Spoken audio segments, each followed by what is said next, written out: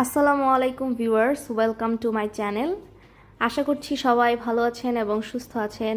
আমরাও আল্লাহর রহমতে অনেক বেশি ভালো আছি। তো প্রতিদিনের মতো চলে এলাম নতুন আরেকটি সংরক্ষণ ভিডিও নিয়ে। আজকে আপনাদের সাথে সংরক্ষণ করে দেখাবো সিমের বিচি। আমরা অনেকেই কিন্তু এই সিমের বিচিটা পছন্দ করে থাকি।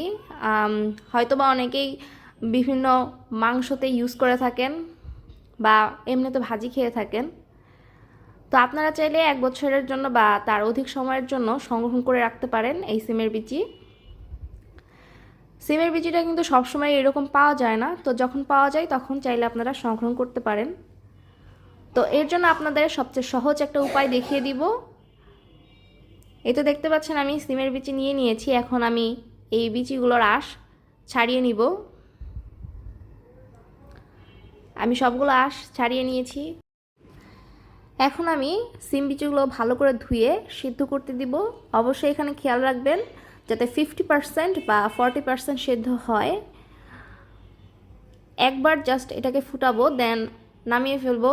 খেয়াল রাখতে হবে অতিরিক্ত সিদ্ধ যাতে না হয়। এই তো একবার ফুটিয়ে আমি বিচিগুলো নামিয়ে নিয়েছি। আমি এখন ঠান্ডা পানি দিয়ে বিচিগুলোর গরম ভাবটা সরিয়ে নিব।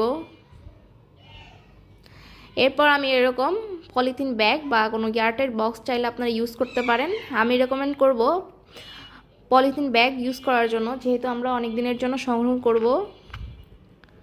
তো এই তো দেখতে পাচ্ছেন আমি পলিথিন ব্যাগের মধ্যে ভরে নিয়েছি। এখন ফ্রিজের ডিপ পোর্শনে আমি এটা রেখে সংরক্ষণ করব। আশা করছি আপনাদের কাছে আজকের ভিডিওটা ভালো লেগেছে। যদি ভালো লাগে চ্যানেলটি সাবস্ক্রাইব করে আমার পাশে থাকবেন। পরবর্তীতে আর কোন ভিডিও চান অবশ্যই কমেন্ট করে জানাবেন। আজকের মতো বিদায় নিব। আল্লাহ হাফেজ।